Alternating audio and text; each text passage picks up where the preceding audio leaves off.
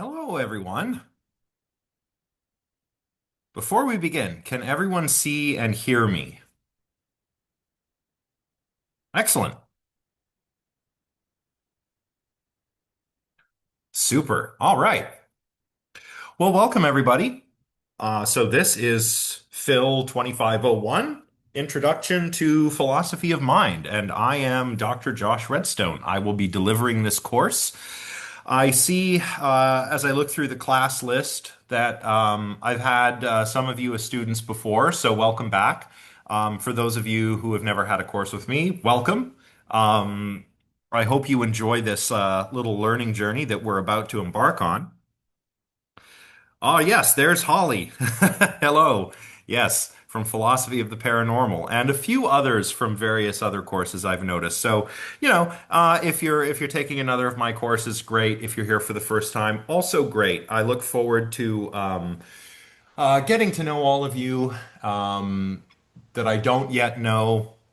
Of course, it's nice to see you if you've had a course with me before. What we're going to do today is keep it fairly light. We're just going to have a little course overview. We're going to go over the course outline together. We'll go over some of the stuff on Brightspace together. We'll talk about our lecture schedule, the nature of the assignments, what's expected of you in this course, um, various things like that. I'll answer any questions that you might have. I'll show you how to access the course textbook, right? All of that important stuff. So, why don't I just share my screen so that we can see what's going on here? Right. So let's take a look at the course outline. You can find the course outline, by the way, by navigating to the course details menu. So if you're, let's say you're just on the landing page of Brightspace, and you can see all of the modules here. What you're going to do is go to this little link, content. Click on content, and then you'll see course details right here. Click on that. And then you will see a little welcome message in addition to the course outline, which you can download. And I recommend you download it and read through it, even after we go over it today, because I do get a lot of questions um, throughout the first couple of weeks of the course, or perhaps in the run up to a due date for a certain assignment that are already answered in the course outline. So if you email me asking me a question that's already been answered, I mean, chances are I'm still going to answer you. But it's, I think, better for in terms of everybody's time, in terms of everybody's schedule, if we're all clear on all of this right away, so that you don't have to ask me anything that's already been answered. That's why we're going to go over this. But, go over it again after we're done. So, right, Intro to Philosophy of Mind. We're in the late summer term. The class takes place on Mondays and Wednesdays. It's online and synchronous. The Zoom lectures are scheduled from 2:30. That's because Zoom doesn't really give me the option to go for 2:35. But usually I begin the meeting somewhere between 2:30 and 2:35, and we get rolling by 2:35 at the latest. Yes, they're online and synchronous, which means it is better for you to be here while the lecture is actually taking place. You do have the option, of course, of watching the recording of the lecture. And I'll tell you where I post those in a moment. But I think it is better. I think it's better in the sense that you get more out of the class if you're here and actively participating. So I encourage you all to be here for the live lectures and to actively participate. Um, if you're not able to do that, it's not the end of the world. I realize that summer is a busy time, right? A lot of you, might have a lot of summer coursework on your hands. You might have a summer job, right? Or you might be traveling, right? So it's completely understandable if you cannot be here synchronously, but if you can, you're going to get more out of it that way. A little bit of information about me. As I said before, Dr. Josh Redstone. You probably don't have to worry about finding my office because I'm actually not in Ottawa at the moment. Um, so if you want to meet with me, you're going to send me an email and we'll set up a Zoom meeting, right? If you want to get a hold of me, do go through official channels. Email me at my Carlton email address from your Carlton email address. Some other info about me. Well, some of you have taken a course with me before, so you know that I tend to be somewhat. I would guess I would describe myself as a chill professor. I hope I'm not being cringy with those air quotes. But yeah, I try to cultivate a relaxed, welcoming, inclusive atmosphere in my courses, especially online. It's very nice to be face to face with students. Some professors don't really enjoy delivering online lectures. I actually do, but it is a little bit different than when you're doing things in person. I've been teaching at Carleton for a while now. I'm presently teaching as an assistant professor on the teaching track in the philosophy department. Previously, I was a contract instructor. I have a Bachelor of Arts degree in philosophy from Nipissing University here in North Bay, where I am at the moment. I did my master's degree in philosophy at Carleton University, and I did my doctoral degree in cognitive science at Carleton University as well. So I'm a bit of a well, I was actually asked this recently. Do I think of myself as a philosopher who does cognitive science or a cognitive scientist who does philosophy? And I guess the answer is that I'm a bit of both. But in this course, I'll be predominantly wearing my philosopher cap because what we'll be looking at is philosophy of mind. My interests, both teaching and research, include philosophy of mind, but also um, things like more specific areas of interest like the emotions, consciousness. I would say my main thing is probably my main research is probably situated at the intersection between philosophy of mind, cognitive science, and robotics and artificial intelligence. But I do other stuff too. So, for example, philosophy of the paranormal, which I just wrapped up teaching. That's a fun course, not a course you're likely to find at many other places. A bit of a weird course, but something that people seem to find enjoyable. So, yeah, my interests are many and varied, but they're always sort of situated at this intersection between cognitive science and philosophy of mind. And a lot of the time, I'll also be talking about robots and AI as well. So that's a little bit about me. We have two teaching assistants for this course, Ron White Jones and Shafia Ahmed. So they're going to be helping me out with the marking. Um, when the assignments get graded, I will be doing some of them, but the TAs will be doing the majority of the grading. And we will indicate on your feedback who marked your work. So if you have questions, reach out to the person who marked your work. You can reach out to me if I marked your stuff. If Ron marked your stuff or Shafia marked your stuff, reach out to one of them. We'll sign our name at the bottom of your overall feedback comments on Brightspace, so you'll know who to contact. When I say that you can contact us if you have questions, what I mean is that if you have questions about why you received the grade you did, or if you have questions about how to approach a particular assignment or anything like that, if you need some clarification on something, reach out and email us. What I don't really want to get is requests for changing marks, right? We call this mark grubbing, right? I don't want to see that. Um, it's a little weird. I will sometimes, if I'm reviewing an assignment, make the offer of a grade adjustment if I think that that is justified. But what I don't really like to see is students reaching out telling me that they deserve a better mark. Frankly, that's not your call. That's mine. So we don't do mark grubbing in this course. You can reach out if you have questions about why you received the grade you did, sure. but I shouldn't be getting messages saying that you deserve a higher grade. And believe it or not, that does happen.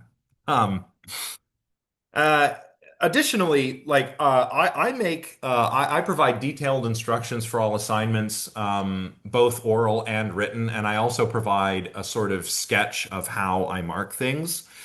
So, um, I think I very clearly lay out what you need to do to excel in this course. Um, so as long as you're keeping up with the instructions and following the instructions, you should have no problem succeeding in this class. I believe all of you can do quite well if you apply yourselves, even though this is going to be kind of a technical course, right? Speaking of this course, what is it we're doing here? Well, as the course description says, what we're doing uh, is working our way through certain major philosophical issues that concern the mind, the mental, cognition, perception, etc. Our topics will include things like the relation of the mind to the body, knowledge of other minds. We'll talk about the relation of um, the mental to the physical, of mental states to personhood and identity, although we'll probably keep that pretty light because we do actually have a course devoted to personal identity and the self at Carleton University. We'll talk about things like consciousness, intentionality, freedom of the will, action, mental realism, mental causation. Really, anything to do with the mental is fair game in this course. And as I said before, it's best if you could join us synchronously. But if not, I do make the lectures available on my YouTube channel. So if you've got a summer job or some kind of other scheduling conflict and you can't be here synchronously, you can watch everything that's been recorded later on. Now let's talk about the textbook. This is the textbook. Philosophy of Mind, third edition by Jagwon Kim. You absolutely need this textbook. It's mandatory, not optional. You could purchase it from the campus bookstore if you're in the Ottawa area, and the price, if you do that, is 96.50.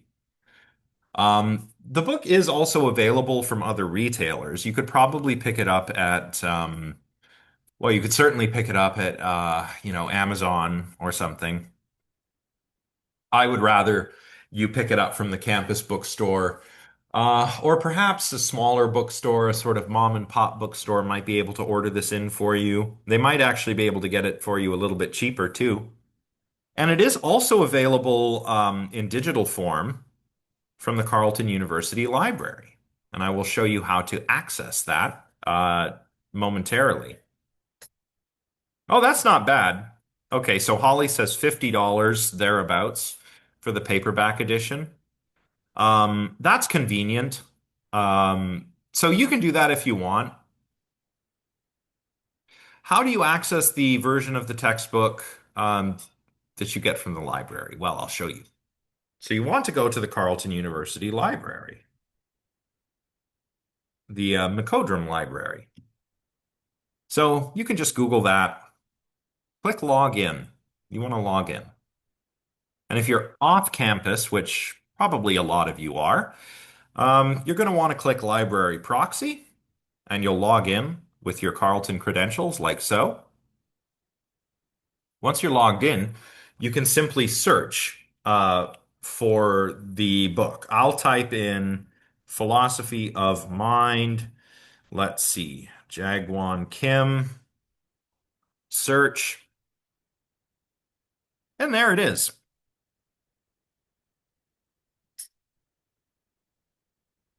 I think I might actually have the publication date of this book wrong in the course outline, but um, ignore that.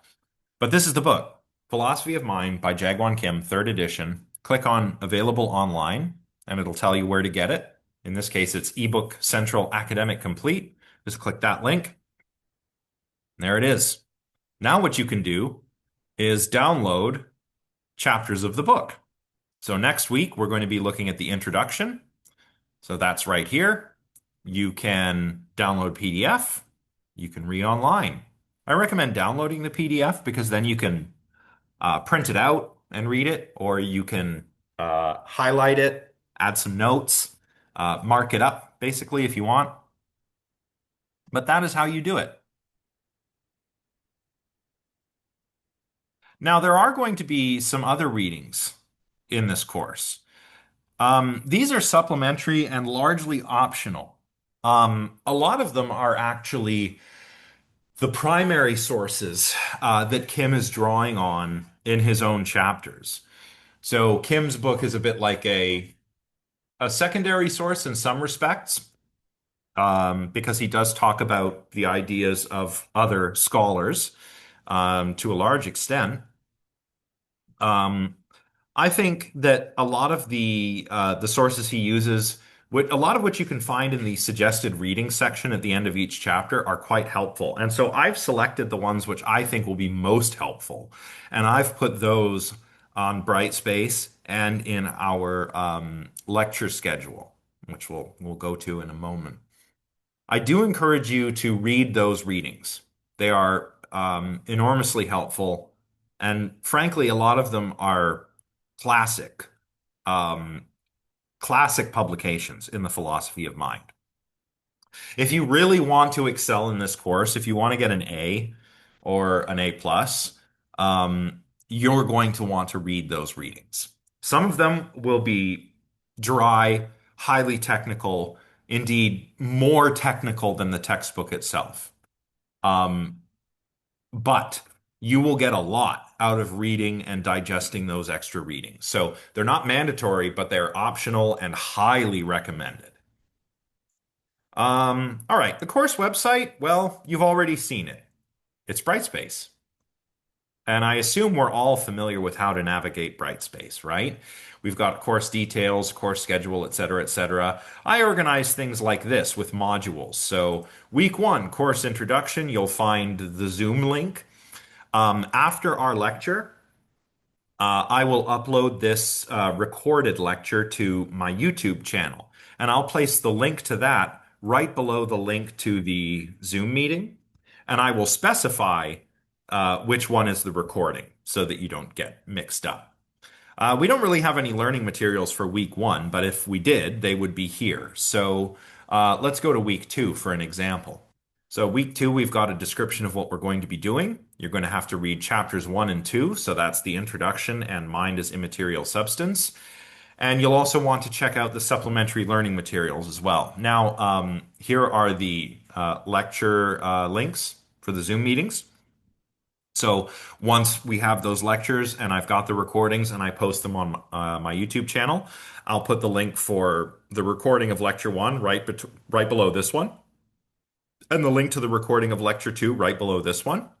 I will upload PowerPoint slides ahead of the lecture in the PowerPoints module. And here you can see learning materials. These are the supplementary learning materials. It's incumbent upon you to get your copy of the textbook or to get your chapters downloaded from the library website and on your own, right? I won't provide the textbook because I can't just provide an entire textbook for free. You've got to do that on your own. But all of the supplementary readings will go here. So, for example, the supplementary readings for week one are They're Made Out of Meat, a short story by Terry Bisson. There's a little film adaptation of it as well. And I've got Descartes' Meditations on First Philosophy. All the meditations are here, but you will only need to read the first two. So supplementary readings go here. Sometimes you'll see an extra module, which might be a Dropbox for an assignment. And those will all appear in the module for the week during which they're due. All right, so that's the course website. Here's a breakdown of the weight of your assignments. Now, I'll tell you more about these assignments in a moment, but basically you're going to have two reflection assignments. Each of those are worth 15%. This is when they're due. The first one's due on July 18th, second on August 14th. You're going to write an essay proposal. That's worth 25% of your final grade. That's going to be due on August 1st. And your final research essay is worth 45%. That's due on the last day of the exam period, August 23rd. The reason is that your research essay essentially functions as a take-home exam. So you'll have these two reflection assignments, which you can think of kind of like mini essays, then a proposal for your final essay. I and the TAs will give you detailed feedback on your proposal. And then you take that feedback, turn that proposal into the start of your essay, write the rest of the essay, hand that in. That's your final exam. So, not a lot of assignments, but they are each worth a pretty good chunk of your mark, especially the essay proposal and the final research essay. So, you do want to really try and do your best. And again, I will provide detailed instructions for all of these assignments. I think next time, since we're only looking at Kim's introductory chapter, chapter one, I think I'll spend a little bit of time after we've talked about that chapter discussing the instructions for the first reflection assignment. And as you can see here in week four, I devote an entire lecture to the essay topic proposal and the final essay assignment. So I'll provide you with all the instructions you could ever want. Okay, as for our schedule, this is where we are right now. Um, no proper learning materials for today, but the course outline, which again, do read over once again after lecture. Next week, we're going to get into the book itself. So, the first lecture on Monday of next week will cover the introduction to Kim's book, which I don't know why he calls it an introduction. It's actually chapter one. I guess you can think of it as an introduction to philosophy of mind. You'll want to read chapter one. Yep, see, I've got the dates wrong here. Should be 2018, but don't worry about that. I will fix that. So you're going to read Kim chapter one, and you can read or watch uh, They're Made Out of Meat. I suggest doing both. I suggest actually reading Bisson's story, which you can find on Brightspace, and then watching the short film that somebody made based on Bisson's story. For week two, we're going to look at dualism. And so you'll want to read Kim chapter two, Mind is Immaterial Substance. You'll also want to read Meditations 1 and 2 by Rene Descartes. Now, when you look at your supplementary readings, say for example, let's look at this one. When you go here, you get the entire Meditations on First Philosophy. You don't have to read all of them. I mean, you can if you want. They're great. Descartes is fun to read, but you only need to read the first and second meditations. So you can see here, that's not really that much. Second meditation is a little bit longer than the first meditation, but not super long. And if you've got the time, hey, read all of them. Um, where was I? So yeah, I've specified that uh, here. If I think the meditations are the only multi-chapter work that I've got for my optional but recommended readings. Um, and that's why I've specified just read the first two. For week three, we're going to get into behaviorism for Monday, and then on Wednesday, identity theory. So you're going to read Kim chapter 3, Mind as Behavior. And for your optional reading, I've got Hempel's The Logical Analysis of Psychology. This is one of the resources that Kim draws on for this chapter. And I just think it'd be really helpful for all of you if you zeroed in on, if you were to zero in on some of those primary sources yourself, right? Then for identity theory, you're going to read Kim chapter 4, Mind as the Brain. And you're also going to want to check out Feigel's The Mental and the Physical and Smart's Sensations and Brain Processes. Again, these are classic readings in philosophy of mind. These two deal with mind-brain identity theory. Hempel's deals with logical behaviorism. And note also that I've indicated when assignments are due here. not just here, but here as well. So your first reflection assignment will be due by 11:59 p.m. on July 18th. I'll say more about that momentarily. Week 4, we're going to take a break from our regularly scheduled programming. And on Monday, I will deliver a lecture on how to write an essay topic proposal, and I will tell you how to turn that topic proposal into a final research essay. So I will make some instructions available. I will make some templates available as well. You'll want to read those before the lecture, and then I'll deliver the full instructions during the lecture. And remember, that's recorded. So if you're working on your proposal or your essay and you forget something, it's always a good idea to go back and review those instructions. Then we'll get back into the swing of things for Wednesday on week 4. We'll talk about machine functionalism. This is basically the idea that the mind is kind of like a computer, right? So you're going to want to read Kim chapter 5, and these two supplementary readings are very helpful.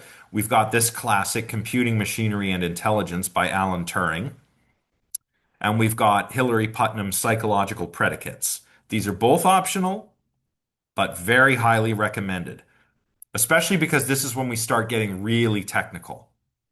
I mean, Kim's book is highly technical throughout, but I would say the chapters on functionalism and mental causation are really, really technical stuff. So those background readings might be helpful. And in any case, they are classics. If you are serious about philosophy, especially philosophy of mind, these are papers you should read, right? For week 5, we're going to talk about causal theoretical functionalism. So we get a little bit away from the idea of mind as a computer in the sense of a Turing machine, and closer to the idea that the mind is kind of like a logical causal system. So you'll want to read Kim chapter 6, and for supplementary readings, you're going to want to read David Lewis's Psychophysical and Theoretical Identifications. That's probably going to be the most difficult read in this whole course, but I do recommend you do it.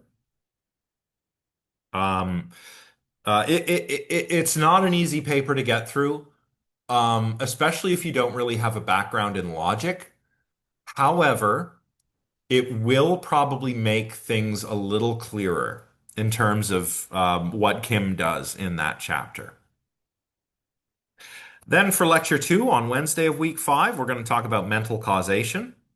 One of the worries Kim introduces here is that of epiphenomenalism, the idea that the mind is essentially all effect, no cause. So, for background on epiphenomenalism, you can read this lecture by Thomas Henry Huxley on the hypothesis that animals are automata and its history. This is quite an old piece, but I think it's really interesting. Huxley is famously known as Darwin's bulldog. He was a defender of Charles Darwin's theory of natural selection, or theory of evolution by natural selection. And he surveys a lot of ideas, particularly those of Descartes, but other thinkers, uh, ideas that we cover earlier in this course, as well as some new stuff that was going on in like physiological studies at the time. And he introduces the idea. I mean, Huxley is really, I think, the first. Huxley's is the first proper articulation of epiphenomenalism, which is the idea that again, mental states are all effect. They don't really cause anything. It's physical states that do the causing. So it's the brain doing all the cause, and the mental is all effect. Um, we only have one lecture in week 6 because of the civic holiday. So, you'll want to read Kim chapter 8. That deals all with mental content. I haven't made any optional readings available yet, because I have yet to identify something suitable. But if I do make something available, I will post an announcement before it. And of course, it will be made available well before the lecture occurs. So at least a week. So you'll have time. If I'd select an optional reading, you will have time to get that reading done before the lecture.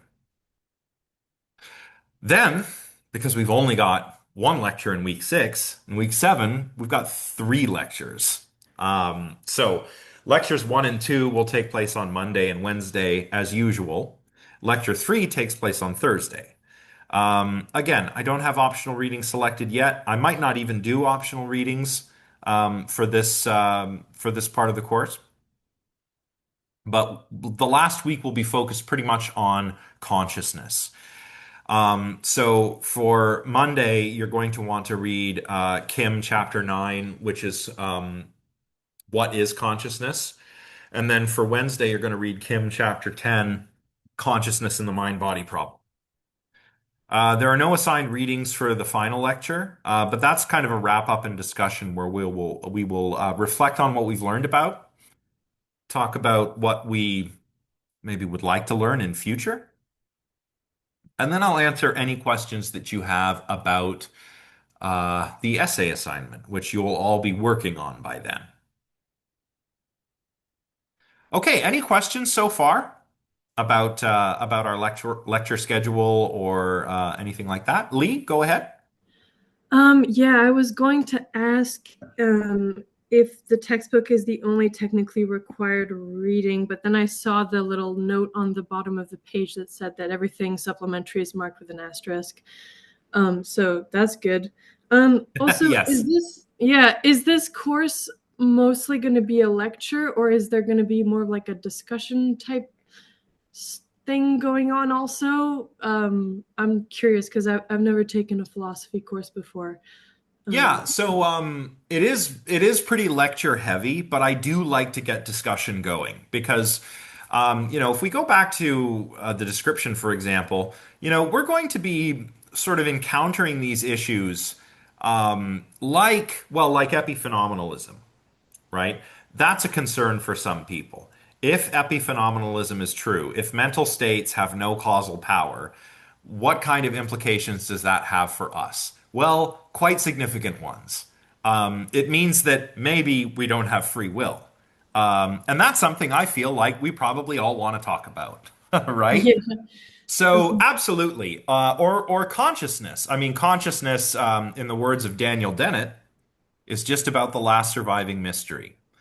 And probably we'll all want to talk about what it is we mean by terms like consciousness, subjectivity, phenomenology, right? Same with freedom of the will, same with knowledge of other minds, same with dualism, right? A lot of people are going to be coming at this course, I think, with some pretty interesting preconceived notions about the mental. And that's not a dig at anybody. We all kind of, unless we study philosophy or maybe one of the other cognitive sciences, we tend to kind of run with our intuitions about the mental. And sometimes those intuitions can lead us astray. So we'll have people, starting next week, I'm sure we'll have some thoroughgoing dualists in the course and some who are not dualists.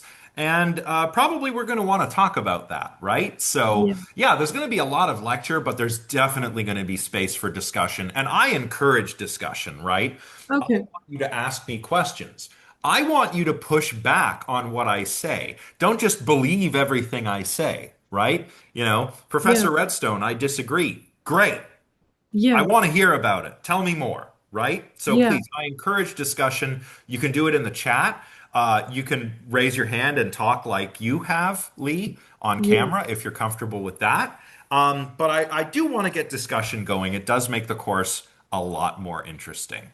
Okay. I have one tiny question and then I have like kind of an announcement slash question for the class. What do you prefer to be called? Like professor, doctor, just Josh, or what? Because I Oh, good always I question. always ask because like different professors have different ideas with that, so or preferences. So Well, as mentioned, I do try and present myself as someone who's chill. So there's no need to feel like you have to call me professor. If you want to, that's lovely. You can call me professor. You can call me Dr. Redstone.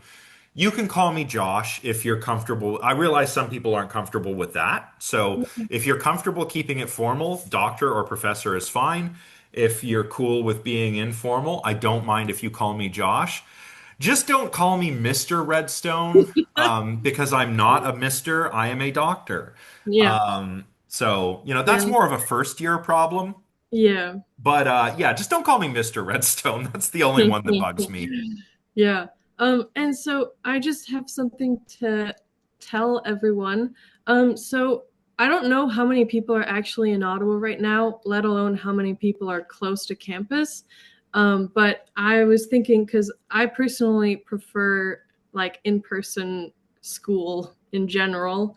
I know probably other people also feel that way. So if anyone feels like we want to like meet up to do like a watch party for the lectures or something, Hmm. we could find a spot in the library and just kind of hang out and someone has their laptop open and we all watch the lectures together. No idea how interested people are going to be in doing that, considering a lot of people do like it when it's online. But I'll put my email in the chat, and if anyone wants to like meet up, it doesn't even have to be for both lectures in the week, maybe just once a week. Yeah. Um, that would be cool. So, I think that's a good idea, and I think you're right. Like, especially for those of you who prefer the in-person sort of delivery, this would make it more like make it feel a bit more like you're participating in a course. I mean, you are participating in a course, but it would feel more typical of a lecture, right? So that's fine. Liam, sure, I guess. Although I have not been knighted, so don't don't feel the need to call me Sir Redstone. Sir Redstone's kind of fancy. Um, you don't need to call me sir either, though. Like, that's like a high school thing. Like, sir, if you had a teacher who was a man, you'd say sir. I don't know. That's weird. I don't know. I don't know. Dr. Redstone is fine. Um, or Josh. Yes, Casey, let me address that real quick. No Derek Parfit for identity theory. Well, that is because this is not personal identity, but mind brain identity. So, identity theory, and we'll learn more about this once we get there. But identity theory identifies mental states with physical states, that is, with brain states. That's why there's no parfait there. Because it's not personal identity, it's mind brain identity. And thanks again, Lee, for your email. You can also drop this in the Discord server if you participate in that. I That's didn't also know a good her. way to connect with other students. Like if you want to form a study group or if you have questions that don't need to go through official channels, like, oh, hey, anybody want to proofread my assignment? And then I'll proofread yours if you proofread mine. The Discord server is really good for that. Is there already a Discord server for There is, this course? yes. Okay, I was not aware. I guess that's on Brightspace somewhere, isn't it?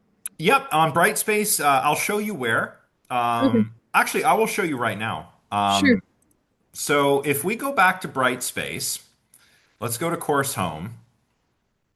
If you go all the way down to the bottom, you'll find this module, Helpful Materials. And this is where I kind of throw things that I think will be helpful for students. So we've got the course outline. There are some assignment templates. This is the template for the essay proposal. I will have templates for the reflection assignments as well. And there are instructions in all of these templates too. There won't be a template for the final essay because the idea is you take your proposal with our feedback and you turn that into your essay, right? Or at least the beginning of it. But there are some helpful resources here. So you can join the class Discord server by downloading the Discord app, and then you click this link, and this link will bring you into the server. And then once you're in the server, there's a text channel specifically for this class, which I'll make sure is set up after lecture. And that's where you can all hang out. There's also a link to my YouTube channel where I post recordings of my lectures. And I've also got a link to Purdue University's OWL or Online Writing Lab. And this contains style guides like the APA style guide, the MLA style guide.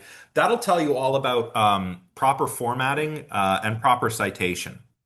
So this is one of those things I shouldn't get questions about, right? Like if somebody's like, Professor, or no, let's make it the worst.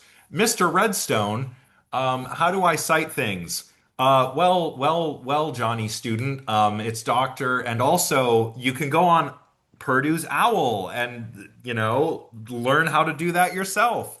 Um, do I have a preferred citation style? That's a good question, Paul. Yes, I like APA. You don't have to use that. Maybe you're an English major, you're really used to MLA, or you're a history major, you're used to Chicago. Use those. I don't care. But I do recommend MLA. MLA is or APA. It's just nice. It's straightforward, easy. APA is nice. But if you're used to a different style, use that style. It's fine with me. I don't care. It's not like there's a standard style for philosophy anyway. I mean, really, your citation style kind of depends on what journal you're submitting your stuff to, and different journals might use different styles. So, I don't care.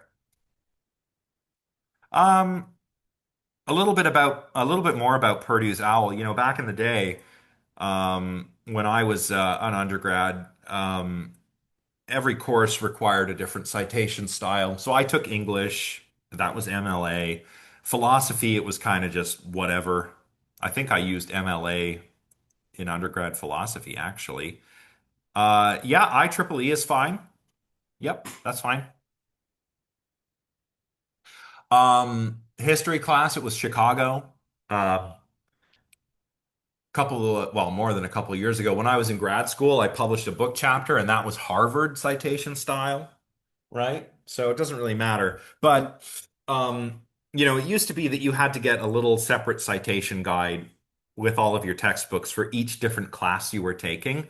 And it was incumbent upon the student to read that guide and understand how to cite their work properly. It's not something the professor is required to show you. It's something that you've kind of got to do on your own, right? Nowadays, it's nice to have Purdue's online writing lab because all of those guides are just there in one place, and you don't have to spend any money on them. You can use citation generators, but be advised that those can be a little bit unreliable.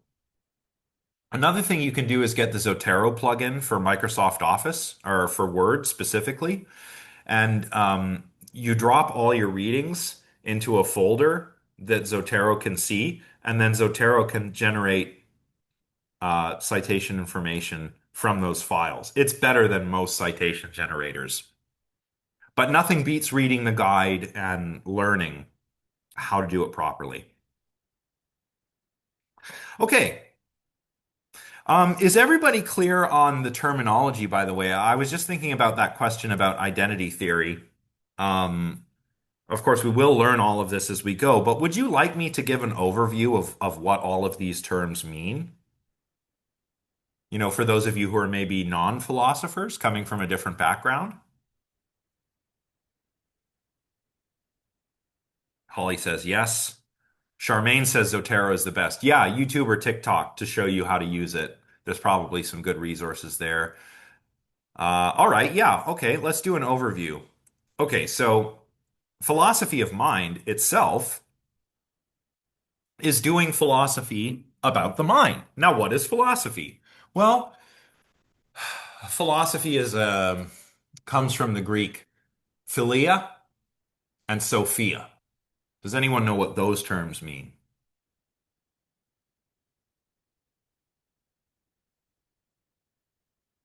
Well, philia means love.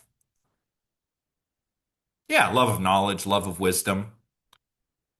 Philia is like love, like the love you have for a family member, right? Think of Philadelphia. The city Philadelphia. What do they call that city? It's the city of brotherly love. Yeah, from Philia and Adelphos, brotherly love. So it's like philosophy. You have this love, this familial love for Sophia, which means wisdom. So, love of wisdom. That's what philosophy means. And when we do philosophy, what we're doing much of the time is exploring fundamental issues or fundamental questions about our subject matter. In this case, the mind. So, if we're doing philosophy of mind, we're asking fundamental questions about the nature of the mental. You know, um, if you're doing one of the other cognitive sciences, right? Like if you're a psychologist, you're also studying the mind, but you're studying things like behavior, reaction time, categorization, maybe testing, different information processing models of the mind. You're doing something empirical. If you're a neuroscientist, you're also interested in the mind, but you're interested in the brain and how the brain works. Of course, the assumption is the mind is what the brain does, so to speak, right? Or maybe you're a linguist. You're interested in language, which is something that thinking things like us are capable of. Or maybe you're into artificial intelligence and you want to make an artificial mind, right? But what we're doing in philosophy of mind is asking fundamental questions about the nature of the mental. So, we're asking about, where a psychologist is going to study how people perceive certain shapes, or a neuroscientist might look at how um, visual perception is realized in the brain. We're going to ask just what is perception anyway, right? A psychologist might study how people reason about certain problems. A neuroscientist might study how these processes are implemented in the brain. A philosopher asks, what is reason in the first place? Right? That's what I mean when I say we're doing fundamental questions about the mind and the nature of the mental. Real quick question from Samuel. Will Reflection 1 assignment be posted before the week of the 14th? Yes, it will. As I said earlier, I'm going to give the instructions at the end of our first lecture next week on Monday. And that will give you like pretty much a week. And it won't take you that long. Yeah, basically, assignment one is going to ask you to reflect on what you know about the mind and the nature of the mental and what you hope to learn. I'll have more instructions than that, but that's the long and short of it. So that's philosophy of mind. Right. Then we're going to talk about dualism. What is dualism? Well, we're going to be looking in particular at substance dualism, which, as we'll see in the incarnation that we're going to be studying, is due to Rene Descartes, who thought that the mental and the physical were two distinct kinds of substances. There was extended substance, that is matter, which has mass, takes up space, etc. And then there's thinking substance, which thinks, which has reason.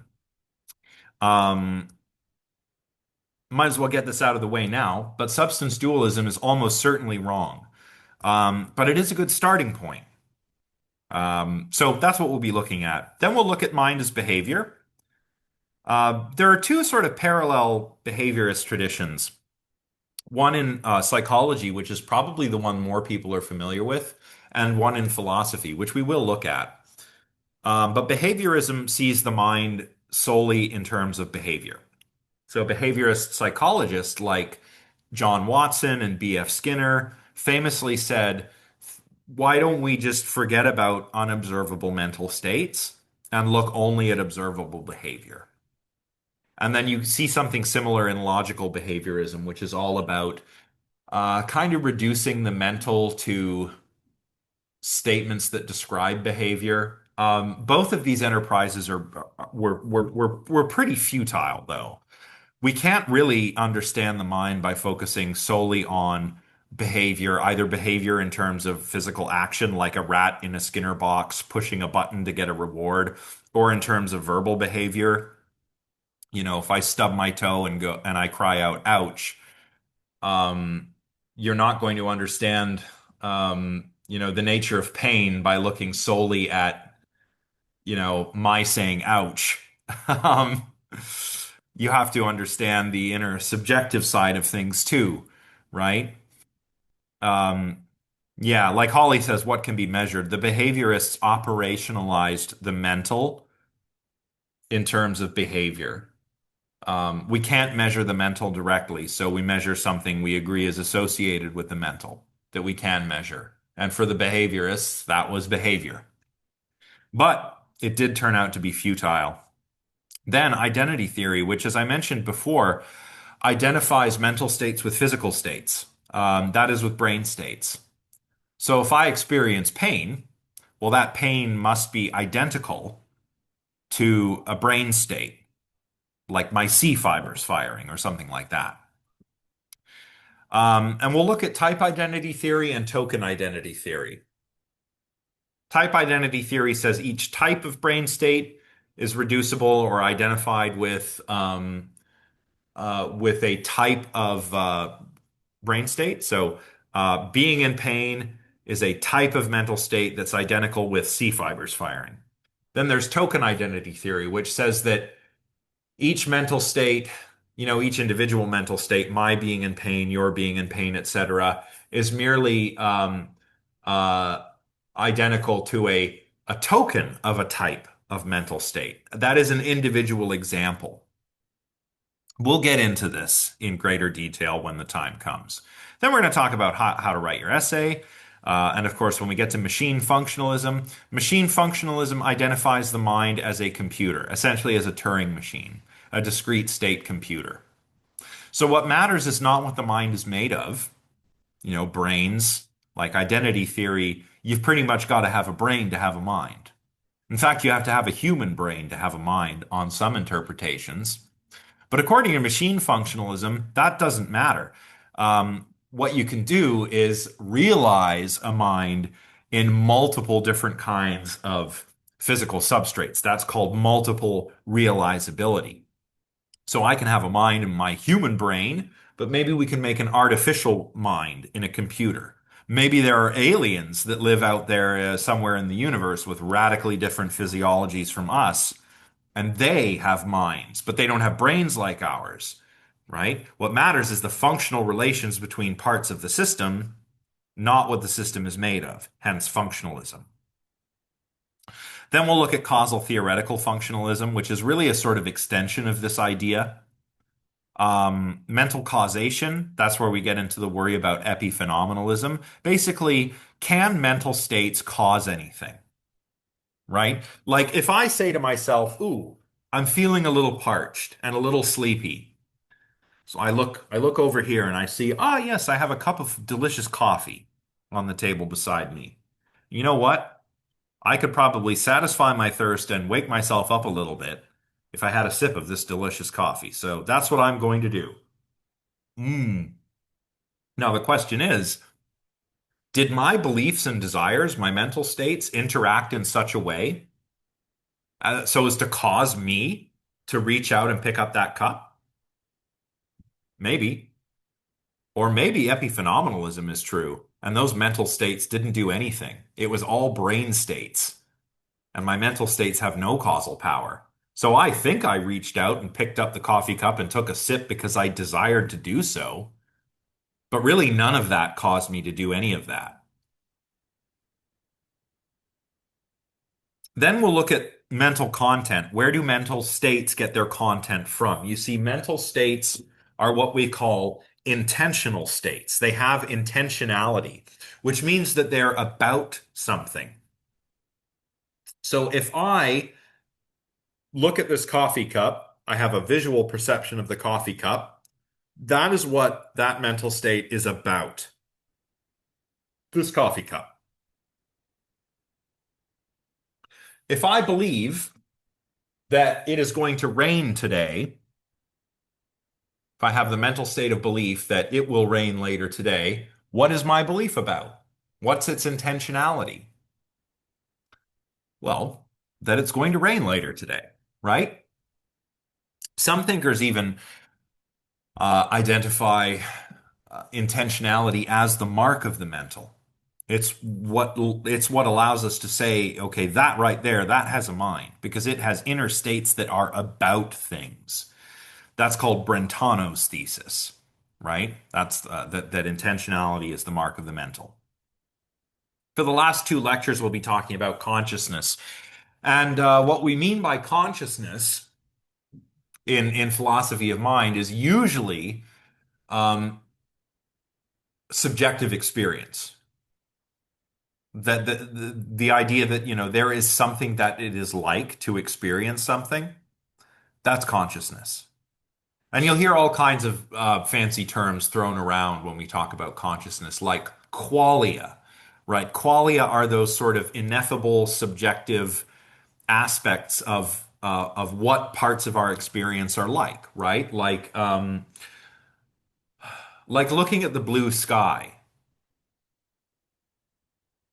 That blueness is a quale. It's different than looking at a red apple. That's a different quale, right? Um, you'll hear terms like phenomenology again, phenomenal consciousness, right? Consciousness, subjective consciousness. That's not the only way we'll talk about consciousness. You can also talk about access consciousness, which is something else. But by and large, philosophers are interested in explaining how it is that the brain generates this subjective qualitative experience. That's what we're interested in when we look at consciousness. So, how's that? Everybody feel a little more oriented in terms of the terminology that we'll be using? Lee, go ahead. Yeah, could you just briefly go over identity theory again? Because I didn't catch that. I was taking notes and I wasn't writing fast enough. Yeah, so identity theory identifies mental states with physical states, and those Okay. physical states are brain states. It could be a type of mental state associated with a type of brain state, or a mental state could just be a token of a type of a brain state. So that Okay. what that means is that if I'm a type identity theorist, for somebody to be in pain, we've got the same type of brain state. Like you Oh, and me, if we both stubbed our toes and we were in pain, that type identity theory implies that the exact same thing it would be happening in both of our brains, the same okay. type of state. Right. Now, Okay. token identity theory would imply that we each have our own little individual variation of that type of brain state. It's kind of like, you know, a type of car, right? Might be a Honda Civic. But my Honda Civic is a token of that type. Your Honda Civic is a different token of that type. I don't actually have a Honda Civic. I don't drive. But if I did, it would be a token of that type of car. But same with mental states for token identity theory. Okay. Does that answer your question, Lee? Yeah, it's a lot of information, so I'm sure I'll get I it once know. I do the readings and whatnot. But Yeah, don't stress about it, right? yeah. I'm just kind of throwing the terminology at you now. When we come back to it, like when we get to the lecture on identity theory, you'll be like, "Oh yeah, identity theory, tokens, types, do do do." Yep, I remember, right? So don't stress about it now. Um, yeah, Samantha, how do you spell qualia? And then another Samantha answered, "Yes, thank you, Samantha's. That is how you spell it." A singular, it's quale. So yeah, qualia is plural. Quale, I'll put it in the chat, is singular. So like the redness of the umbrella out there on the porch is a quale. The blueness of the sky is a quale. All of these together are various qualia. All right. I've already said a little bit about the lectures, right? Mondays and Wednesdays, 2:35 p.m. to 5:25 p.m. They'll take place over Zoom. You'll definitely want to make sure your Zoom app is up to date. Log in with your Carlton credentials. Um, I record the meetings and then I post them to my YouTube channel no later than 48 hours after the lecture has taken place. If, by the way, you see a link to the lecture and you click it and there's nothing there, that's because the video is still processing, right? It takes a little bit of time to upload the video to YouTube, and then it takes a little bit of time for that to process. So if you click the link and there's nothing there, don't panic. Just go back and check again in an hour. Chances are it'll be there. Office hours. Sometimes you might want to meet with me. Um, that's totally fine. Um, I can't really meet in person at the moment because I am out of town. But I can certainly meet online. And I think the best option for doing that is with a Zoom appointment. So if you ever want to meet with me, send me an email and then we will schedule a Zoom meeting and we'll have our meeting. You can also join the Discord server if you want. I've shown you how to get to that link in the helpful materials module. Um, there's also a link here that you can click. Just download and install the Discord app on your desktop or on your smartphone or whatever device you're using. Then you click this link and it'll bring you into the server. I'll show you here actually. I'll open up the Discord server. Takes a minute here.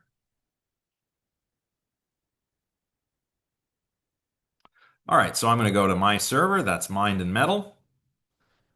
And then you're going to go to this text channel, Philosophy of Mind. Some of you have already shown up and asked me a couple questions, but this is the text channel you'll want to drop your questions in to chit chat with one another. That's how you get to it. You'll land in this general channel, right? See here are all the new people that have shown up. But yeah, then click on this channel, and then you're in the Philosophy of Mind text thread.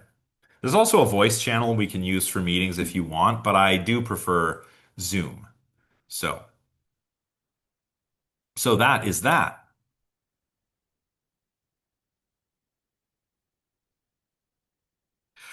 Okay, let's talk about the assignments. So the first thing you'll want to know about are the reflection assignments. Again, there's two of them. One's due on the 14th of this month, or the 18th. Um, yeah, the 18th of this month, and then the 14th of August. You're going to want to aim for 750 to 1,000 words. They're like mini essays, and they have two parts. And basically, what you'll do is identify something interesting from the class and engage with it. Um, I will, as I said, provide a template. I will provide instructions. Those are going to be in the template. I'll also talk about them. I'll kind of expand upon them during the next lecture. There's a simple rubric that you will see that explains what you need to do to achieve an A, a B, a C, a D, etc. Right? You want to be aiming for A's, not D's, but I will explain like what a D looks like versus what an A looks like. Um, Really important, you're going to be submitting in either docx, or PDF format, and you need to submit proof of student work along with assignments that you submit here. Um, you can get away with just using the readings, Paul, um, but it's never a bad idea to go and do some research and include some more sources. That's something that a student in the A range is probably doing, right? Lee, go ahead. What is proof of student work? I have never heard of that. I will explain that. Okay, Um, sorry, I yeah, got ahead of you. no problem. I'm going to tell you what I expect once I get down to the AI policy.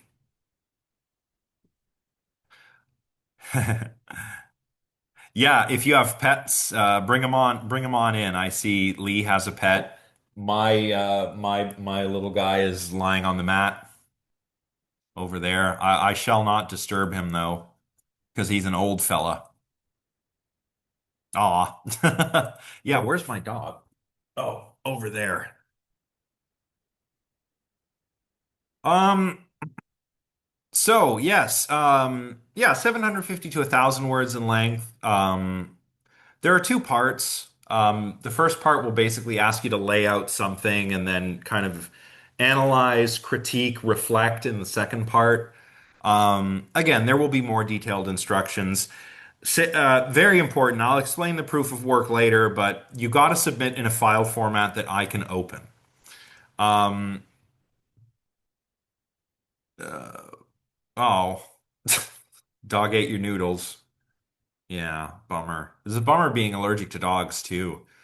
Um, so everybody knows how to save their files in one of these formats, right? I mean, first of all, let me make sure we're clear because sometimes I find students, maybe because smartphones are so ubiquitous, but I find some students kind of, I say file format and they're like, what is Professor Redstone talking about? What on earth is that? Everybody know what a file format is? If you don't know, hop in the chat. Well, basically, it's a type of file, right? And because everything is being submitted in Brightspace, these are the types of files I can open. Doc or docx, which they're basically the same thing, and PDF. Those are what I can open. So you need to make sure that whatever you submit is in one of those file formats, or I won't be able to open it. And I will not chase you down. So if you submit something in a file format and I can't open it, I'm not going to chase you down and be like, "Hey, submit it in the proper format." No, you need to make sure you're submitting in the proper file format. And this is easy, by the way. If you use Google Docs, for example, you can save your file as a PDF or as a doc file. It's no big deal.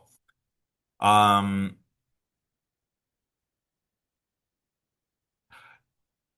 you also know, I think most of you should know, but if you don't, this is going to be welcome news. You can access Microsoft Office using your Carleton credentials for free, right? Does everybody know that? Lee knows. So if you did, just in case you didn't know, you can go and download the Microsoft Office 360 whatever edition, right? You download that, log in with your Carleton University credentials. So, the same username and password you use to get onto, your email or Carleton Central or Brightspace. Log in with that. Boom, you've got Microsoft Office. And so that means you have no problem saving in Doc or DocX. If you're a Mac user, I know some word processors on Mac save in a format called Pages. I cannot open those. So if you're working on a Mac, uh, make sure you save in PDF or you get Microsoft Word and you save in a doc format. So yeah, I'll give you more instructions on these as the time approaches. The research essay topic proposal is going to be a whole lecture devoted to, well, like half the lecture is going to be spent on this, but you're basically going to write a proposal for your final research paper where you've got to give me a title, a preliminary title, identify your area of interest, formulate a research question and answer or a thesis statement, and then sketch out a plan of attack along with a list of preliminary sources. So that is 600 words long. I'm going to give you a template. I'm going to give you detailed instructions. Um, you will have to submit in the right format, and you will also want to submit proof of work. So I won't say too much about that because I do spend a lot of time on instructions. Likewise with the research essay, worth a good chunk of your grade. I want it to be about 16 to 1800 words long. You can go longer than that, but don't go any shorter than the lower word limit. Of course, if you do write more than 1800 words, you really want to watch out for unnecessary repetition. But I'll say more about that. Not yet. Not yet, Gil. Is it Gil or Jill? Gil. Okay, thank you. Yeah, if I ever butcher somebody's name, please let me know. I was teaching a class one time online, and I butchered this one student's name for weeks until they finally said, "My name is pronounced this way." I felt so bad. So, if I butcher your name, please tell me right away.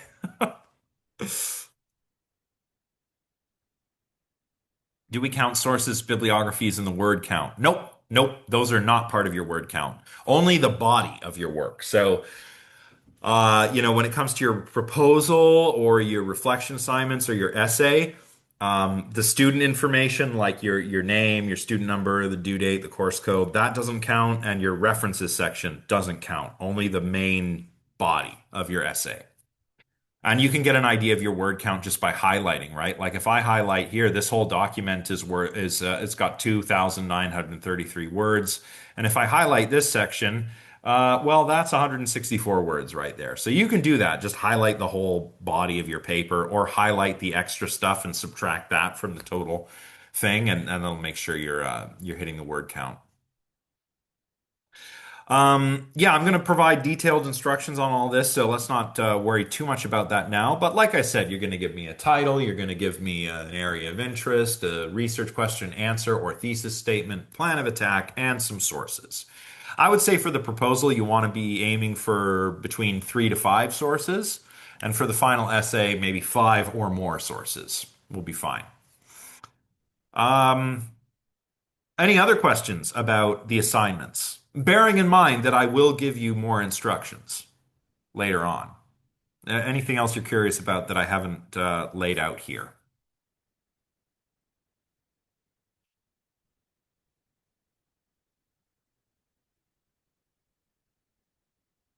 Excellent. Okay.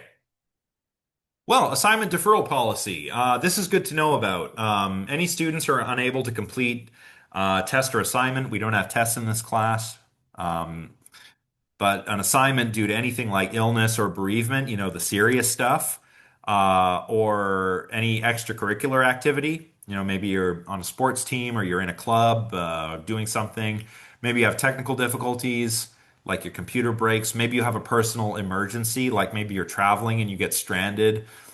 Maybe your house burns down. Hopefully not, but anything really. If anything comes up, just reach out to me. Okay. I tend to be very accommodating when it comes to this stuff, right? Even if you're just like having an off week, mental health is a huge concern.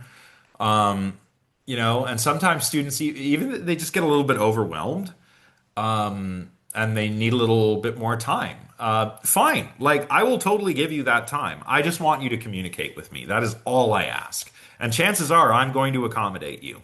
So don't be shy, right? If you find yourself in any kind of situation like that, whether it's extremely serious or just kind of like, "Bah, I don't know what it is, professor, but I can't seem to write this assignment." Like, okay, don't panic. Talk to me. We'll figure it out. Um, if it's illness, you're going to want to give me a self-declaration form for like mental or physical health stuff. But otherwise, I'll probably just take you at your word. Um, and I'll work with you. But if I don't hear from you, late assignments will be penalized at 10% per day. So I'm very accommodating if you talk to me. But if you don't talk to me, it's 10% per day. And that's 10% out of 100, right? So if your assignment is graded out of 100, and you would have gotten a 90, and it's a day late, now you're getting an 80, right? You're not getting 10% of 90 knocked off. You're getting 10% out of 100 knocked off. So I know that's pretty severe, but again, like all I ask is that you reach out and let me know what's going on, right? Email policy. Um, all official communications need to go through your Carlton email address to my Carlton email address. I will try and answer you within 24 hours. Generally, I answer much sooner than that, but I might not answer you right away after 5 p.m. or if it's a weekend. That's because, well, really, I'm just trying not to constantly be checking my email, right? I'm trying to be off of the computer a little bit more. So I might not answer you right away if you email me outside of business hours, we'll say. But definitely email me on about official business through my email from your email. Don't ask if there's anything really important. Don't do it over the Discord server. The Discord server is like for you to ask each other about what you're working on, get to know each other. If you need to request an extension, don't go through the Discord server. Email me. Okay? And I know I sound like a bit of a crusty crab here, but don't email me with questions about things I've already covered in the course outline. My time is valuable, as is yours, right? So, I don't want to be answering the same question from a few different students that's already been answered just because they haven't looked at the course outline. Read the course outline, right? It's to your benefit to be familiar with everything in here. Online class conduct policies, I've never really had a problem with this, but I put it in here just in case, right? If you're in class in one of my online classes or on the Discord server, um, which I monitor, I expect everybody to be civil with one another, right? Uh, that goes for the Discord. That goes for this classroom. If there are violations of the Carleton Human Rights Code or any violations of your student rights and responsibilities, if it's in the Discord server, I can remove you from the server. If it's in class, that can result in more severe repercussions. But we're talking about things like abuse, harassment, bullying, trolling, disruptive behavior, anything uncivil. Basically, I want you all to treat each other like you would like to be treated. And again, I've never had a problem with this. Um, my students tend to be incredibly civil with one another. But just to cover my bases here, right? I don't want to see any uncivil behavior. I don't want to see any nonsense. Let's all get along. Let's all treat one another as we wish to be treated. Okay? Any questions so far?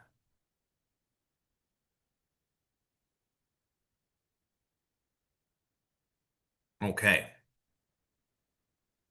Oh, well, one thing I will say about the online conduct policy, we're probably going to have a pretty eclectic bunch of people here, coming from lots of different academic backgrounds and lots of different walks of life, and we won't be engaging with issues like these as much as we were last term in my philosophy of the paranormal class, but we will be dealing with maybe ideas that are a bit outside of our, beyond our ken, if you like, right? When we talk about dualism, inevitably, I'm going to have people that, for example, believe in the soul versus those who don't, right? Let's be civil, even though we have a difference of belief here, right? Um, that's the kind of thing I mean, right? One of the things you want to do in university is challenge yourself. You might have to learn about some ideas that make you uncomfortable, right? Um, but we're going to do that in a way that is safe and respectful for everybody involved in the course. I mean, you've probably heard the term safe space before, right? And my class is a safe space in two senses. It's a safe space to consider all kinds of ideas, some of which might be controversial to some of you. And it's also a place where we do that safely, where we respect one another and where we behave civilly, right? So, and again, I've never really had a problem with any of this. I think you're all probably going to get along and treat each other very well. But I'm just saying it just so that it's out there, just so that we all know the policy. Soul food is good, yeah, but human souls, I don't know. As we'll learn, when we get into the course material, whether the soul exists kind of depends upon what you mean by a soul, right? I mean, for a long time, and this is kind of something that I find very interesting. For a long time in philosophy, the soul just was you. It was your mind, yourself, what enables thought, perception, morality, emotion, sensation. That just was the soul. Probably up until the 18th, 19th centuries, mind and soul were pretty much the same thing. It's only something that really started to, we've only really started to disentangle the mind from the soul within the last couple of hundred years. And yeah, whether you think the soul exists depends on what you mean. Do you believe in like the soul, the picture of the soul we find in the Abrahamic religions? Are we talking about a dualist soul, like that of Plato or Rene Descartes? Or more of a sort of Aristotelian soul? For Aristotle, the soul wasn't some ghost in the machine. The soul was just the form of a living body. So whether there is a soul probably depends on how you understand that term, right? See, this is philosophy. We're doing philosophy. We're asking fundamental questions. What is the mind? What is the soul? Does it exist? Maybe depends on what we mean by those terms. That's doing philosophy.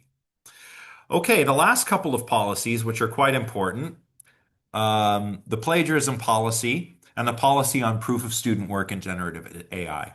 Plagiarism is presenting, whether intentionally or not, the ideas, expression of ideas, or work of others as one's own, including content generated by AI tools like ChatGPT. Just don't do it. You can read this policy in further detail. You can read about it in more depth here on the final page by clicking this link. My rule of thumb for avoiding plagiarism is when in doubt, cite. So if you are direct quoting or paraphrasing, you need to use a proper citation. So author's last name, year of publication, page number. If you're referring to a work or gesturing to a work, you need to cite that properly. Author's name, year of publication, if we're working in APA format. You don't need a page number unless you're doing direct quotations or paraphrasing. But if I'm saying like, oh, according to Descartes, then I need to give a year of publication maybe for his meditations on first philosophy, put that in an in-text citation. And then in my references section, I need the full bibliographic information for that work, right? When in doubt, cite. If you're not certain, you can ask me, or you can consult the style guide on Purdue's online writing lab, right? But basically, you've got to cite everything. Any idea that is not your own, cite that. Because citation is not just important for establishing credit, like, this idea belongs to someone else, and this idea belongs to this other person. But making sure you cite things properly also makes it very clear, it's not just which ideas are not your own, but which ideas are your own, right? So make sure to cite everything properly. Um, Obviously, there are kind of very straightforward examples of plagiarism, like if you get ChatGPT to write your paper, that's plagiarism. If you grab an essay off the internet and then take someone's name off it and put your name off it on it, that is plagiarism. If you just cut and paste chunks of various articles and websites and stuff together, that is plagiarism. And I've seen all three examples. There is a difference between plagiarism and improper citation, right? If you don't cite something properly, but it's clear that you've made the effort, you're not going to get in trouble for plagiarism. But I will point out that you haven't cited it correctly. If you are caught plagiarizing, I cannot deal with that on my own. That actually has to be taken up the chain of command, as it were. I have to do an academic misconduct report, which goes to the chair of the philosophy department, which then goes to the dean, and they make the decision what happens. Depending on the severity, you might fail the assignment, you might fail the class. So don't plagiarize. Also, if you're ever caught plagiarizing and it's prosecuted and you get an academic misconduct report, that goes on your transcript. You don't want that following you around. If you're ever thinking of applying for scholarships, or even when you're on the job market, some employers ask for university transcripts. You don't want it to say that you cheated on an assignment on your transcript. Not good. So just don't do it, okay? While I have never had a problem with bullying or harassment or disruptive behavior in my classes, I have had instances of plagiarism, which is quite unfortunate. Don't do it. In fact, this is why I ask for proof of student work. So here's the final policy on proof of student work and use of generative AI. So any generative AI, so that's ChatGPT, Grok, um, all the other ones, and similar tools are not to be used for any writing or editing of assignments in this class. I'll read this word for word because it's very important since we are in the age of generative AI. Any such use of generative AI will be treated as plagiarism and prosecuted accordingly. As your instructor, I reserve the right to ask students to submit evidence of their work, including, for example, their notes, rough drafts, video recordings, photocopies or screenshots of the cover page and first cited page of each reference source, or any other material deemed relevant to the assignment. I will exercise that right by requiring that students submit proof of work in the form of draft copies and any all other evidence deemed necessary for all assignments in this course. Furthermore, I reserve the right to ask students to explain the steps they took when completing any assignment in this course, including quizzes, essay topic proposals, and final essays. We don't have quizzes, but for your reflection assignments, I could say, if you didn't submit proof of work, um, I can ask you, give me that proof of work. Um, if you don't, you don't get a grade. That's how this will work. So you must submit proof of student work. If you don't submit proof of student work, we'll look at your work, we'll give you comments, we'll give you feedback, but you won't get a grade for it until we have proof of work. And that proof of work has to clearly show how you went from beginning your assignment to finishing the final draft. So we're talking 3, 4 drafts, which clearly show your progress. That's what I'm looking for. Okay. If you just give me one draft that just has like 2 paragraphs and then you hand in the final, that's not good enough. You have to save drafts as you work. Draft one, draft two, draft three, draft four, final draft. Just save drafts as you work. Submit those. That will show me that you've actually done the work yourself. Um, Lee, go ahead. Yeah, so you're probably gonna say no. But I can't help but point out that Google Docs is like the perfect tool for this because you can just go into the version history and see every version of the document that has ever been made in just one document, and there's no need to have the proper file types or whatever for like the docs or PDF. So I'm sure you're already aware, but it would just be a lot more efficient if we could like just share a Google Doc or something. Yeah, I don't know if you're open to that, but I just it, think it's probably a much more efficient tool for what yeah, you're asking for. that is acceptable. But you need to make sure when you share the doc that I can see it. Yeah, there's a like if you can I think the way I would do it is just make the doc so that anyone can view and Yeah, then just copy the link into Brightspace and that yeah. would be it. Now don't just submit that. Like give me a PDF copy of your work so that I can put comments on it. But if you want Right. to share I can the, also do anyone can comment. sure, that works Yeah. too. Does that work? Yep, Okay. that works too. If that's how you're used to doing things, then that's 100% Okay. okay. I just need to be able to see how you went from beginning to end. Yeah. And if you share that and I see that you've worked on it for 5 minutes and all you've done is copy paste, Right. yeah, you Yeah. plagiarized, right? Yeah. So it I'm does make it fairly easy to tell. I'll make sure I'll like do some Googling or whatever to make sure that if someone can comment, they can also see the version history, but I'm pretty sure you should be able to. Yeah. Um, it would just make my life a lot easier. Well, And it I'll tell. probably would be simpler for you too, so you don't have to go looking through like a bunch of different drafts Yeah. and I mean, whatnot. I don't mind looking through the drafts. Okay. But if this is easier for you, then sure. So if you, Lee, if you don't mind looking into that, Yeah, whether, I will. yeah, And Um, I'll put whatever answer I get from the little googling or whatever. I'll put that on the Discord server so other Excellent. That people would be can see. very helpful. Thank you. Okay. That's what I was about to ask. Okay. Thanks, Dr. No, Redstone. no problem. Joshua asks, for assignments, I frequently try to do all the writing in one sitting and then do some editing afterwards. For drafts, yeah, take a pause and save a copy. The other reason I do it this way is because I actually don't think it's a very good idea to write everything in one shot, right? Even if you go back and edit it later. So the draft approach kind of incentivizes you to stop and take a step back and go back to it later, which actually will make your work better.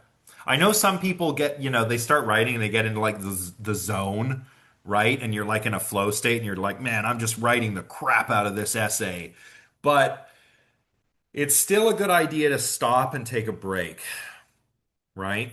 So if you do it that way, if you really want to write it all in one shot and then edit it later, just make sure you save like so that I have a couple snapshots of your progress. Okay. Grammar checking tools. Honestly, you should all be fine using just Microsoft Word or whatever word processor you're using. I don't know how Google Docs is for grammar. I imagine it's got a pretty good grammar checker. Don't use Grammarly, because now Grammarly is including generative AI, and generative AI is a plagiarism machine. That's literally what it does. Okay? Generative AI works. Take ChatGPT, okay? ChatGPT is a generative pre-trained transformer. That's what GPT stands for. What that means is that it's a big, giant, deep learning neural network that's trained on lots of different tokens. These are words.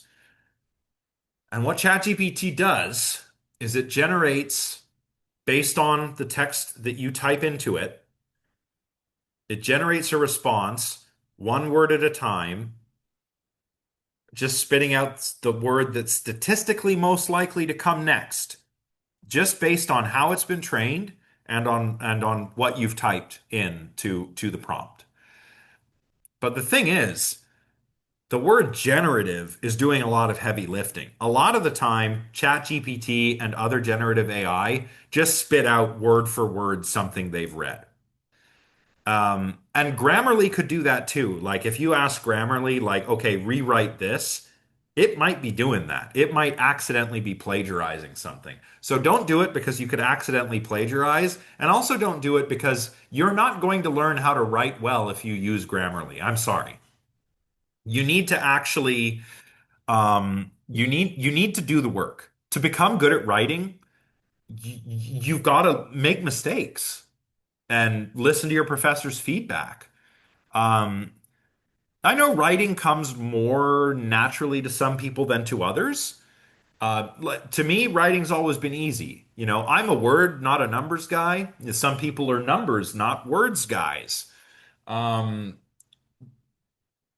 but you will develop those writing skills if you work at it, no matter your innate sort of talent level at writing, right? And yeah, it could be security risks too, like with your personal data. That's another worry with AI, right? Um, so um, writing, editing, um, don't use generative AI. Just please, please, please, please, for the love of God, don't use generative AI. I will begrudgingly allow one use of generative AI, and that is for research. It is allowed, but it is discouraged because generative AI hallucinates.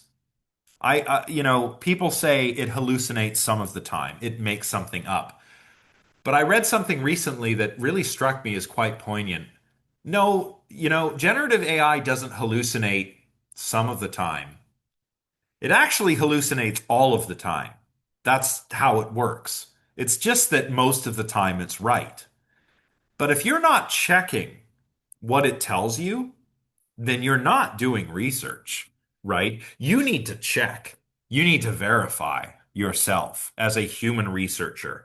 what it's telling you. I mean, I've had ChatGPT, like I'm trying to find a quotation of something, and it tells me, oh, it's in this book on this page, and then I go and look, and it's not there.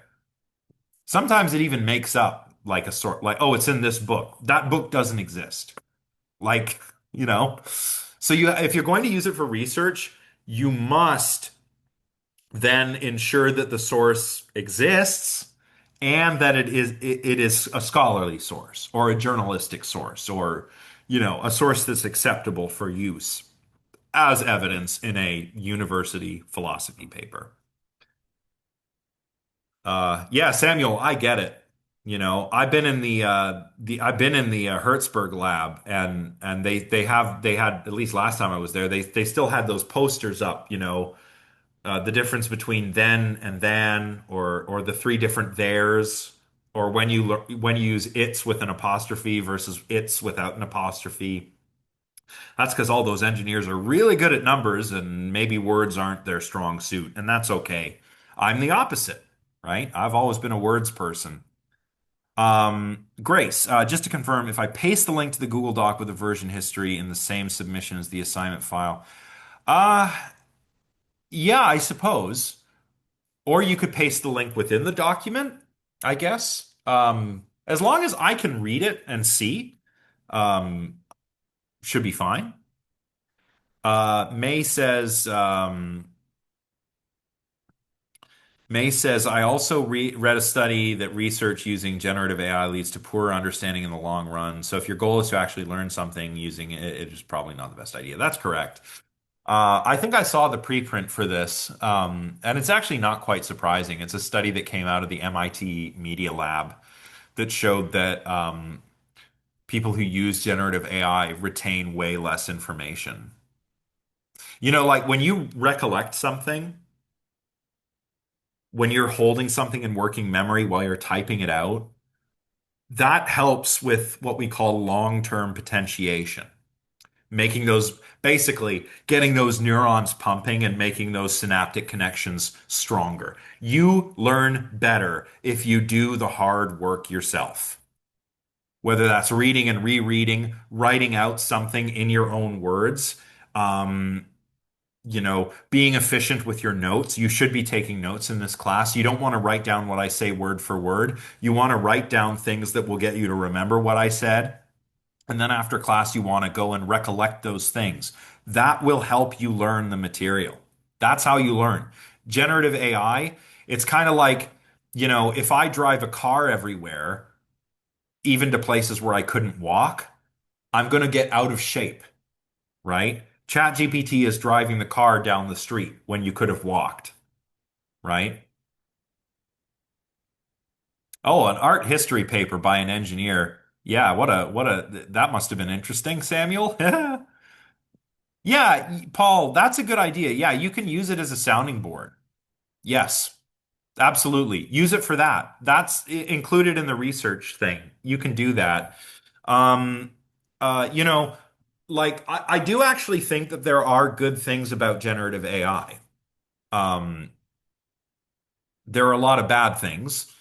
Asking ChatGPT a question takes about as much electricity as leaving a light bulb on for 20 minutes, right? They're very inefficient in terms of their water use, right? These things run on big server farms, and it gets really really hot, and we need to use a lot of water to cool them off. So they're very bad for the environment.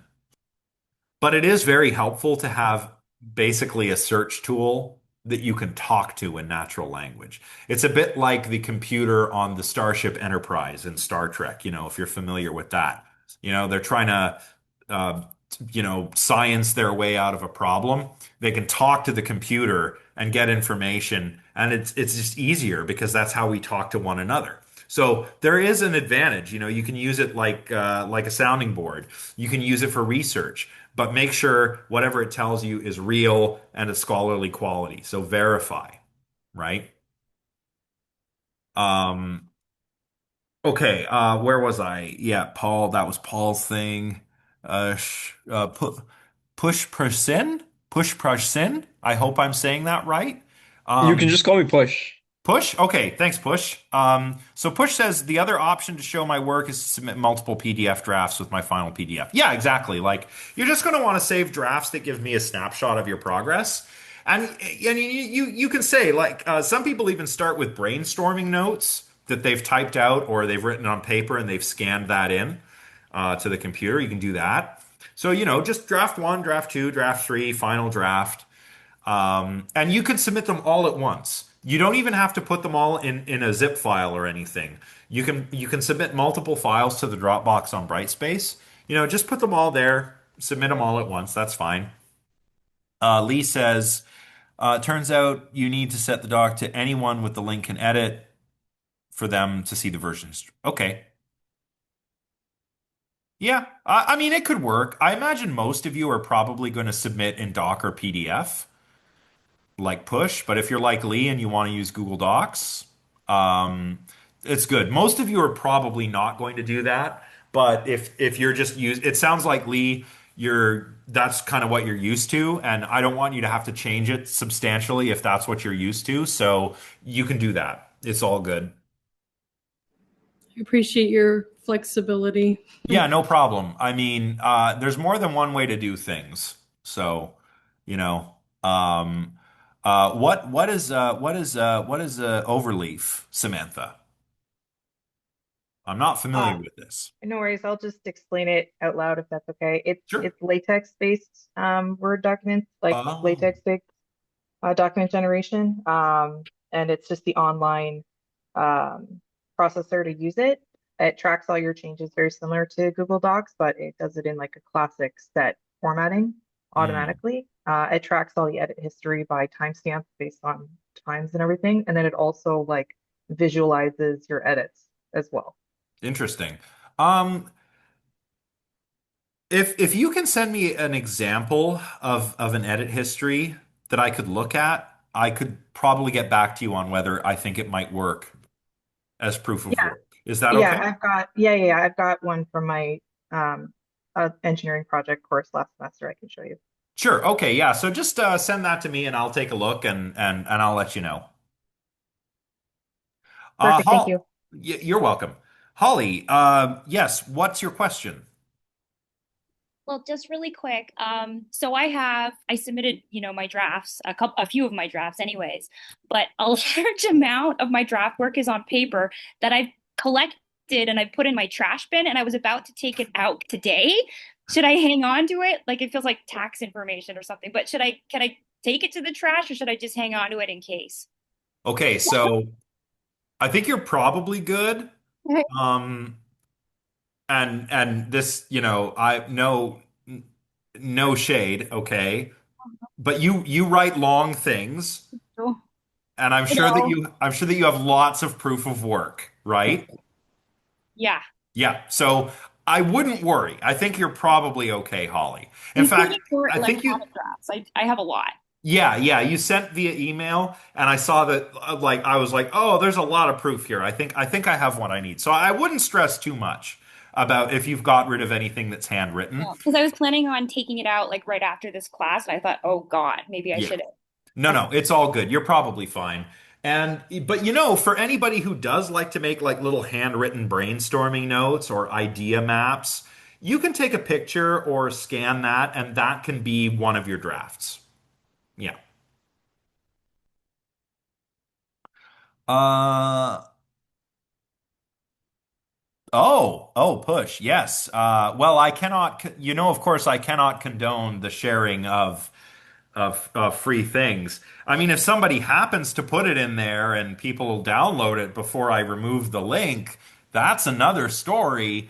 But I just can't, but I'll tell you what, like use the library because like if you use the library, the author, or in this case, the author's estate, because Jagwan Kim passed away a number of years ago, they still get paid, right? Libraries, you get money. Like if I write a book and instead of buying the book, you rent it from a library, I still get money. So, but if it's just a link from the internet from a pirated PDF, no one gets paid for their work, right? Um, So if you don't want to buy the textbook, I mean, you're paying the tuition, might as well get it from the library and you can get the whole book, right? And then, of course, when it comes to the supplementary readings, those are all available on Brightspace. Yeah. Okay, so long story short, when it comes to proof of work, I want those to be, snapshots of your progress. They've got to show me that you did the work. When it comes to the use of generative AI, do not use it for writing, do not use it for editing. You may use it for research and as a sounding board, but you absolutely must use your own critical faculties to work out whether the ideas it's giving you are good, whether the sources it recommends are real and of scholarly quality, et cetera, et cetera. So, I realize it can be helpful. It's like the old calculator in class debate, right? Like, oh, you're going to use a calculator, you'll never learn to do math. Well, newsflash, I still don't know how to do math. No, I'm just kidding. But no, like you can use a calculator because when you're using a calculator, you're doing a procedure that that anyone can do, and the calculator just kind of makes it easier. When you're writing an essay, that's supposed to be original work, and that's why it's okay to use a calculator in math class, but it's not okay to use ChatGPT to write an essay in philosophy class. But if you do use it, I realize it can be helpful and it's probably here to stay. But you cannot just suspend your critical faculties. You still have to use your mind, use your reason. It is, using generative AI is not a substitute for thinking. And that's what a philosophy class is all about. To get better at thinking, to learn to think about fundamental questions. In this case, fundamental questions concerning the mental. Okay, so there are some other policies on the final page, for deferrals for final exams, for plagiarism, for academic accommodations. Lots of different accommodations you can get if you need them. Pregnancy or religious obligation, maybe you're a pregnant person and maybe your due date is approaching and you're not going to be able to deliver your essay on time if you're in the hospital giving birth. So, no problem. Just let me know. Or if you got a religious holiday that falls on a due date, let me know.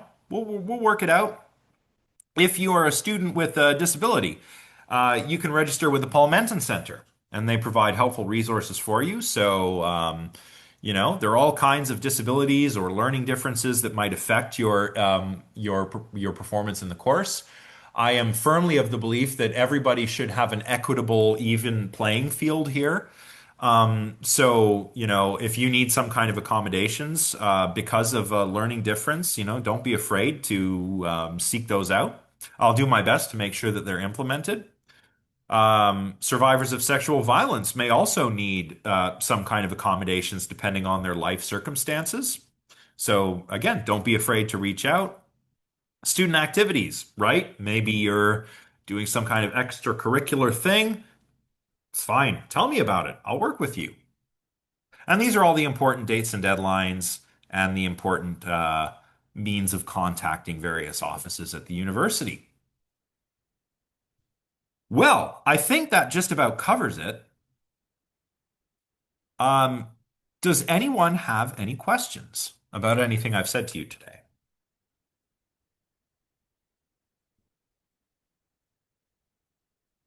We always wrap up a little earlier than usual, but I am surprised we've gone for nearly 2 hours here. It takes a while to cover the course outline because there's a lot of important stuff in there, right?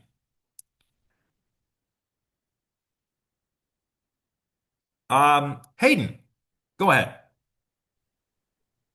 Yeah, I was just wondering, for the readings and stuff, I've never taken a philosophy course before. I just switched out of a science major. So I guess my question is just, will there be time in lectures if something in the readings is unclear to just sort of ask for clarification, or is that kind of more appropriate for like the Discord server and Oh no. individual research and stuff like that? Yeah, there will absolutely be time. In fact, that's kind of my job, right? I mean, I said before, Jagwan Kim, fantastic philosopher, real big in philosophy of mind and epistemology. Um, but his work is it can be a little bit dry and a little bit technical. And a big part of my job is to translate it for you if you like, right? It's my job to make sure that, things are getting explained to you. So I fully expect that you will read these chapters and come to lecture and be like, I don't know what this word means or what's going on here. That's what I'm here for, right? So absolutely bring your questions. We will discuss anything that anybody is not clear about. We will absolutely discuss it. I'm not just going over the chapters repeating repeating what Kim says. I'm expanding and elaborating on it. I'm explaining it. Sometimes I might even disagree with it, right? As you are free to disagree with me. So Okay, yeah, totally. Lots of room, lots of opportunity for discussion. awesome. Thank you. No problem. Oh, good question, Arya. Yeah, we will take a break. Yeah, I know that sometimes in the summer a 3 hour courses inevitably end up being 2 hours. But what I like to do, and probably we will need, is to use all of the time. But we will have a 10 to 15 minute break in the middle of each lecture. So I heard this term when I was doing the onboarding at Carleton. This fella called it a bio break. Um, I don't know if I want to use that term, but I guess it's better than saying bathroom break. Um, anyway, for a bio break, you can get up, you can stretch your legs, you can get a snack, you grab a drink, use the facilities, whatever you need to do to satisfy whatever's going on biologically with your person, right? Um, Oh, very good. A brain break. Yeah.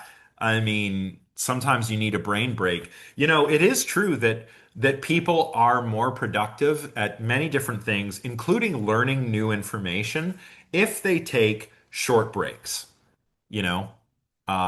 So for like a 3 hour class, if we stop in the middle and take a 15-minute break, maybe you have a coffee or a glass of water or go outside, get some fresh air, walk around for a couple minutes.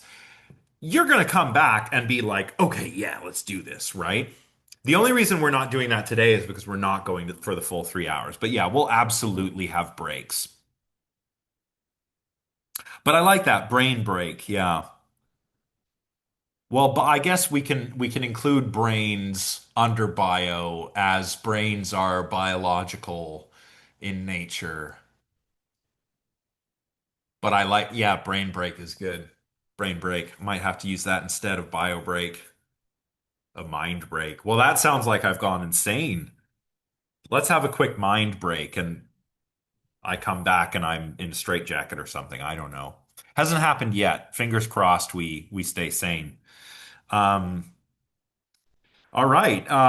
Anything else? I mean, I'm happy to end it here. I'm sure that you all want to take a brain break before you go and read the course outline over. But again, I cannot emphasize this enough. Read over the course outline yourself. I know we've gone over it in detail, but like read it over. Make sure you know it inside and out. It will be to your benefit. Lee, question. Yeah, I just have something to ask you slash tell you once everyone else is already gone. Just I don't want you to like end the meeting and then like just Sure. move on. So Yeah, yeah. it's just really quick. Yeah, Yeah. yeah. Okay, so after we're done, I'll just stay here and then Yeah. we can chat. One other thing. Oh, what was it? Oh, I've just forgotten it. Oh, because yes, I remember because no one's asked me this question. Sometimes I get a question like, "Do you want us to do the readings before or after the class?" I prefer before, but I realize that some of you might want to tackle the readings after. That's okay, but I do think it's better if you've read it before because that way, if you're not clear, then you can come and you can bring your questions to me. So I do prefer that you do the readings before. Absolutely, Kim. The others are optional, but again, highly recommended. I do recommend you read them. You can read those before or after, doesn't matter. But do read the chapters in our textbook before the lectures. It's just better for you that way. That's all I can think of. So, final call for any other questions before we wrap it up for the day.